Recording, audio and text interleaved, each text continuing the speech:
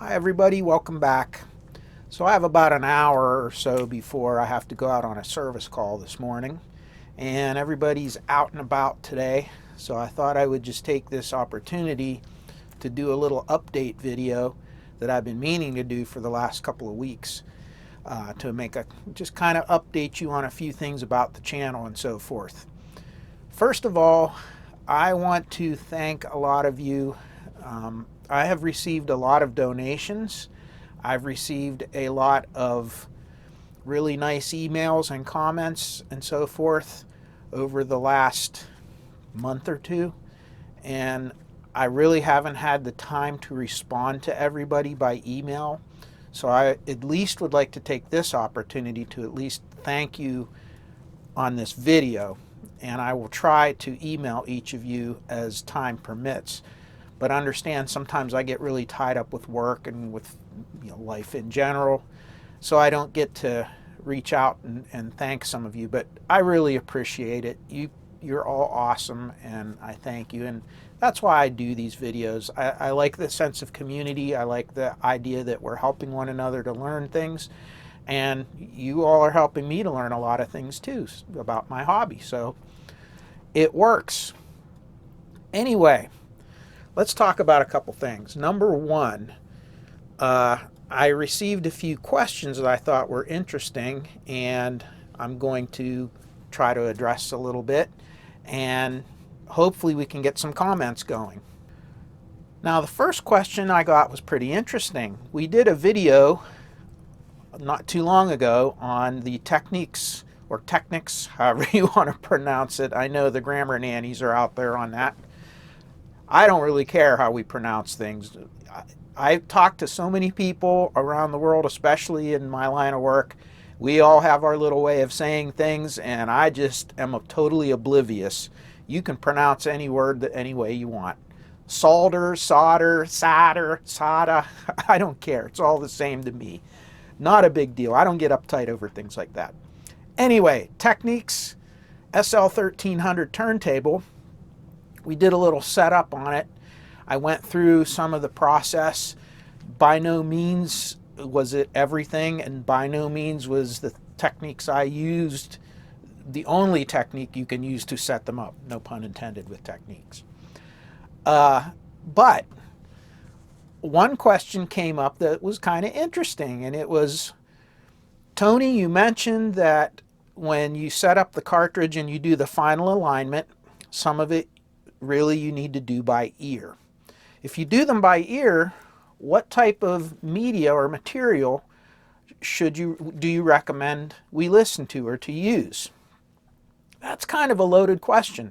Of course, there are test records that have different tones and different sounds and things that you can use. But honestly, I tend to use music that I like and that I know. Something that I've listened to many times, that I've listened on many different formats, and I kind of know how that song is supposed to sound. I'll give you one example. For the short time when I was in college, I worked as a bench tech in a really high-end audio store. The owner of the store was very meticulous when he would set up the higher-end turntables. Like, we were a Thorns dealer, among other high-end brands. And when he would set up a turntable in the listening room for some of the high-end products that we sold, it was an exhaustive process. He would spend hours, listening and aligning. And the record that he used was a record by Al Stewart. That's the name of the artist, Al Stewart. And the song that he used was called The Year of the Cat. Now, I'm sure any of you who are really into vinyl and have been doing this for a long time, you know that song and you know that record. But that's one example of what he used, because he knew that song. He knew every note of it. He knew every last bit of it. I tend to like, one of the records I like is by Yes. I like the album 90125, and I like, for instance, the song Leave It is one that I like to listen to, because I know that song. There's quite a few that I listen to. But really, the point that I'm making is there is no right or wrong answer for that. Typically, if it's something you enjoy listening to, that's what you should use to align your turntable. And there goes the phone. So, where I left off, it's really up to you. And you'll find the more you research this, you'll find that different records were produced and cut differently at different quality levels and so forth. And you'll find that some of them are a better example for setting up a turntable than others. That leads also to some comments about, the old digital versus analog thing. And again, I don't get uptight about those sorts of things. For me, I just like the hobby of listening to music, and to work. I really enjoy working on the electronics, working on the equipment. But I guess one of the things that keeps me interested in vinyl is the fact that when a lot of the older recordings were done, when they were mixed by the technicians at the mixing console, they were doing it with the intent that you would be listening to it on vinyl, because that was it back then. So a lot of the things that may be considered a disadvantage on vinyl, the recording and the mixing and so forth was done specifically to take advantage of that, or to make the best and the most of that media. So if you really want to listen to something the way they were listening to it, you listen to it on vinyl.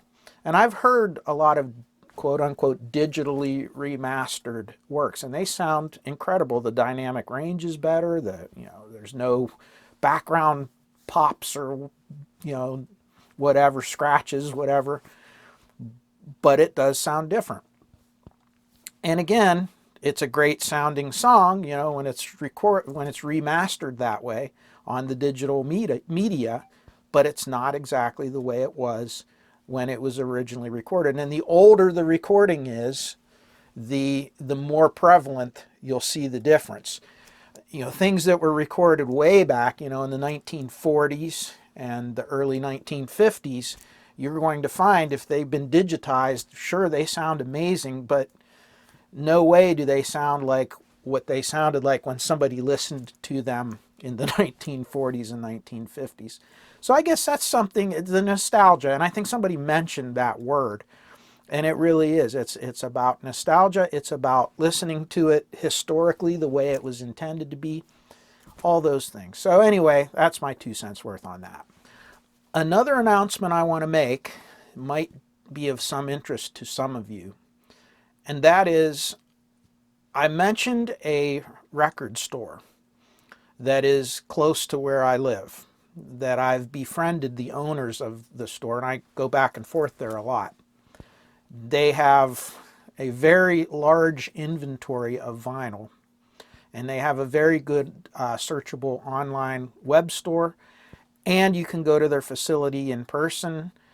There are people who come from all over the world. They make their trek once a year to go through all of what they have, and they purchase a whole bunch of things and they ship them back overseas. They're very interesting individuals, and I would love to do, and they said I would love to do a little tour of the store and just interview them for you, because they're such interesting people. But the store is called Flipside, Flipside, Flipside Record Mall. And I believe it's flipmall.com. You can go online and look up their store. If you give Judy a call there, she will actually can tell you what they have in inventory even quicker than what you could look up online. So by all means, and if they don't have it listed, they often may still have it or have access to get it for you if there's some special recording. And they don't just do records, they have CDs, they have cassette, they have all kinds of media that they sell things on. And they originally had an antique business as well, where they had other vendors with other hobbies that sold in the back of the store. They no longer do that. But what we've been kicking around, the idea is, I have sold a few of my pieces through them now, I really like selling that way. I got to get rid of some stuff. I have way too much gear, and it's not going to do me any good. If I don't listen to it, I don't think that I need to have it. I'm not somebody that likes to have shelf after shelf after shelf of stereos that I'm never going to listen to just because I collect them. I do that a little bit with test equipment. I will admit I'm a test equipment junkie. But audio gear should be enjoyed and listened to, especially if it's been restored. So I don't like shipping things. I don't like dealing with the mail, with all this stuff, with eBay, with PayPal. I just don't like it. So what we discussed is I am going to start bringing some of the items that I have for sale as they come up over to their store, and they're going to sell them for me. And of course, they specialize in shipping and dealing things like that, so it's not a big deal to them. Plus, they get a lot of foot traffic, and pretty much everything that I've sold there so far, somebody has come in and physically picked it up and purchased it. So if you're interested in that, I'm probably going to be talking more about that in the future.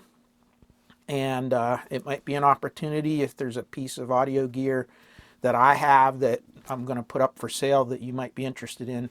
It might be a way that you can find it to purchase it. The other thing is, and again, I don't do any of this stuff for the money. That's another thing. I've had a lot of comments. Why don't you have a PayPal account? You know, will you repair my stereo for me if I ship it to you? How much do you charge? Let me I have to mention this every so many videos. I have to reiterate it for the new viewers and so forth. And that is, I don't do this for a living. I have a full-time business. It takes up all my time. I'm fortunate enough and blessed enough that I can support myself and my family on my day job. And this is strictly a hobby. The day it stops being a hobby is probably the day that I want to stop doing it, because really this is for enjoyment. This is not something I do as work, more work to do for a living. So while I do have things that belong to other people on this bench sometimes, it's very limited. It's not done on a for-profit basis. Again, I don't care about the money with that. It doesn't mean anything to me. That's why I don't have Patreon or anything like that. Those things don't mean anything to me.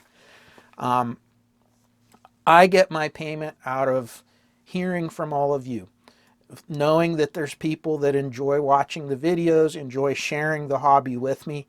That's my payment, and that's why I do this. You are the reason I do this. So again, I'm sorry, but I don't have the time to repair other people's equipment, even though if I could, I would, but just no time. And don't worry about Patreon or anything. I make these videos, again, not for the money. There's no way you could make a living doing these things if you do them right. It's just so expensive and so time consuming. So it has to be the way it is, a hobby. So I hope you all understand that, and again, maybe if there's some things that you see go through the bench, if you're interested in purchasing them, I'll just email me, and if those things are available, I'll let you know. I do have a friend who is a very avid collector of this type of gear, and we have an agreement. A lot of the things that don't belong to me belong to him, and those are the things that you see on the bench getting repaired and rebuilt. And quite often he sells them.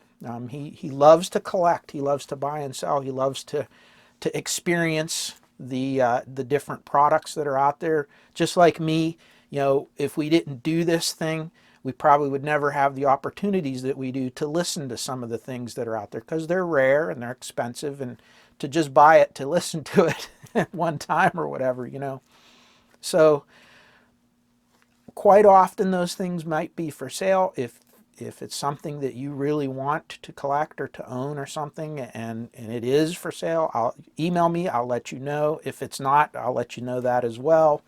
And I don't know, but just thought I would kind of bring that all up. I know I have to mention this. I've mentioned this in other videos, and I have to kind of go over it sometimes because I'm somehow I'm getting more viewers. I never dreamed that I would surpass 25,000 subscribers for me, because I don't do this. Like I said, this is not a profession. I don't know anything about video editing. I don't know anything about YouTube or about clicks and all this stuff that people talk about. I mean, there are professionals that do the same thing I do, and they do it on a very professional basis. They make sure that everything is scripted and researched. And man, any of you that have watched my channel for any length of time, you've seen that I screw up a lot. I make a lot of mistakes. I say things out of turn or incorrectly because they're coming off the top of what's scrambled around up here. And I make a lot of errors, and I have to correct them for you. Sometimes you have to correct them for me. So by no means do I think that I have any kind of a professional channel or anything like that. It's me having fun at the bench and sharing it with you. If you look, my videos are all categorized as entertainment, not as educational. I wouldn't call this education. I've taught many classes in the medical imaging field, and definitely this was not the way that I would handle something like that. So again, it's me having fun, and hopefully if there are some things of value that you pick up from it, I'm thrilled that I can help you in that way. But by no means can I be compared to a lot of the folks out there doing this. You know who they are. Much better than I am at it.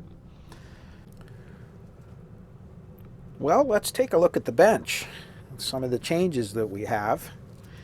You can see I have my little buffer preamp put up here. And a couple of you asked for this inverse RIAA, the de-emphasis or pre-emphasis little circuit that's in there. Why I didn't have it going through a separate buffer. And the main reason is most magnetic phono stages have a fixed input impedance of about 47 kiloohms or 47K. And that circuit is actually designed specifically to couple up with that type of impedance. So in almost all instances, it's really not necessary. Actually, you don't want to put a something like that, because you want it to couple properly to that impedance for that filter network to work properly. So that's why I did it that way. If we look over to the right, we now see that the Rigel DG4162 signal generator is on this side of the bench. And it's turned on right now, and I have two tones on it. Both channels are activated, and you can see it's connected to something. And the reason it's connected to something is, if we follow the cable to the other side of the bench, where that signal generator used to be, is our new addition. This is an HP Model 3580A spectrum analyzer. It is an audio spectrum analyzer, and it actually is designed to look at its spectrum in its frequency spectrums in the audio frequency range. So this thing tops out at only about 50 kilohertz, whereas most RF spectrum analyzers actually don't even start to look at frequencies. The lowest frequency they can see is somewhere around 10 kilohertz, or sometimes even much higher than that. So this has a very specific purpose. Now, today, this thing is kind of a novelty item, if you ask me. You can use modern oscilloscopes. The digital oscilloscopes have the FFT function that works fairly well, but not perfect. They have limitations. And there's other adapters. This is one right here, this little box. You can see it has a reference input, it has an RF output and power, and then on the other side it actually has an input for low frequency. And what this does is it takes your RF spectrum analyzer, and it upscales it. So whatever frequency goes in here, it adds another 10 megahertz to it. So it puts it in the so in other words, your audio goes from 0 to 20 or from 20 hertz to 20 kilohertz. That's our hearing range. If you put 20 hertz in here, you will get a frequency out of 10 million and 20 hertz, so that it puts it in the range that your average spectrum analyzer can see it. So these are not very expensive, can be purchased online, and it kind of renders these devices somewhat obsolete, although they are really, really good pieces of test equipment. What you're seeing on there, so I have this on here as a novelty because I wanted one, because I like this test equipment. It's very well built, and I'm very interested in the history of all this stuff. Like I said earlier, I'm a test equipment junkie. I love to work with different types of test equipment.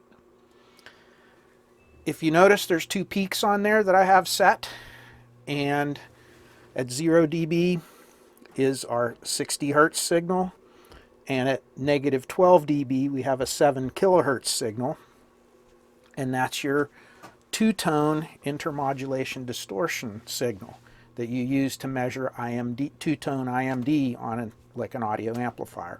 So you can see some of the things I'm going to probably do moving forward. And again, this is a learning process. I've never had one of these, never worked with one, so learning how to do, audio spectrum analysis with this thing is going to be a nice thing for me to learn and work with, and hopefully we can do together on some future videos. So be looking for this in the future, and it'll just be something fun to work with.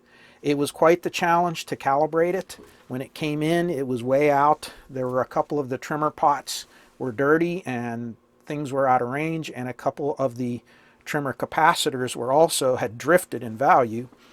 So it took me quite a while to get everything sorted out where the problems were, and then to go through the full alignment, both of the frequency and the amplitude accuracy, to make sure it worked. Now you can see I have this thing uncalibrated. It's kind of moved, and that's because the little cable that I'm using to combine the 2 signals is just a resistive network, and we had to take into account the difference from the resistors. So that's what that is you're looking at. So normally you would set this up, direct connect from your signal generator to know that you have the correct signal going in. Then you would feed this into your audio amplifier, come out of the speaker outs, go into this, and measure the output. And it should look, in a perfect world, it would look like this. In the real world, it won't. You'll see all these little peaks and things, and that is your intermodulation distortion. So we'll be getting into that later, and it should be pretty interesting. But this was quite a challenge to get it properly aligned. And you can see, much to my chagrin, I put the thing back together and got it on the shelf, and you can see just barely, I don't know if the scope or if the camera can pick this up or not, but if I move it and you look, the centering of it is just a tiny bit off. 7 kilohertz is right on this line, and you can see my peak is just a tiny bit to the left. That is not because the signal is inaccurate. It's because the trace alignment adjustment is very critical, and it easily can move a wee little bit off. So really what I should do is take the cover off of this, just barely adjust that back into range, and put the cover back on. And hopefully with the cover on, that's the other thing, when you put the cover on, it shifts things. This will be back on where it should be. So anyway, this will be a lot of fun. In addition, I have 2 amplifiers, I have 2 tuners, and I have a cassette deck that I'm not going to tell you the manufacturers or makes of any of them, but they're all waiting in the queue for me to do, so there's a ton of work. But before that, some of you were talking about when we were doing the tests on the transistors and we were learning how to use an analog meter. And if you remember, we were using our little triplet over here to test the base emitter and collector of the transistors, and very simple way to use it. We also used a digital meter. And I had mentioned that you can get them very inexpensively. And then the next sentence, I talked about, you can get these new ones over here. And I kind of put both terms into one sentence, and it led a lot of people to believe that you can buy one of these or one of those Simpsons very inexpensively, brand new. No, you cannot. They're $450. If you can still buy these new, and you can still buy the Simpson 260s new, and yes, they are really expensive. What I am saying is you can get an analog multimeter inexpensively online. They're not the same quality, but they will work. So what I did was I took a little bit of the ad revenue money, that little bit I get each month, and I invested it in 3 different analog meters that are very inexpensive. They weren't expensive. They're 3 different price points, but all under $40 or $50 at the most. And we're going to do a video, next one after this one, we're going to review these. I don't know anything about them. I purchased them based on price. I also want to kind of make some of you aware how the Chinese will quite often use a name or a logo or something to make you kind of think that it's a higher end name brand product when it is not. But we'll talk about that. And we're going to review these 3 meters. And then at the end, we're going to decide if any of them are worth purchasing and if they will work for what we want to do, like testing transistors and things. So that'll be coming up the next video, and then we're going to get right into doing we're going to do an amplifier video next. In addition, I have a really nice Rotel turntable that needs gone over and a setup done on it and everything, and it's a belt drive. I'm going to do that and put a new cartridge on it, or at least replace the stylus depending on how the cartridge is. And then I have a combo set of tuner and amplifier made by SAE, and those are going to go on the bench. So tons and tons and tons of things coming up. That's it for right now. The main reason for this video was to thank all of you and to let you know that I do get your emails. I get over 50 a week now. I only answer emails about once every 2 weeks because I have a time slot that I dedicate to emails every other week. So if you email me and you don't get an answer right away, don't get upset. Don't send me nasty grams. Don't send me the same email 25 times over and over. I got your email. It's just going to take me time to answer it. I'm sorry, but there's only one of me and I only have so much time to do it. But I appreciate the emails and I always try to answer them, especially when you're asking questions about repairs or electronics or to clarify something like that you're getting into the hobby. I really want to help all of you to get into the hobby and enjoy it. So that's it for now. Stay tuned and there'll be plenty of videos coming. And as always, I'm going to wish you all peace, joy, happiness, and good health in your lives. And stay well, and we'll be back real soon. Take care. Bye-bye.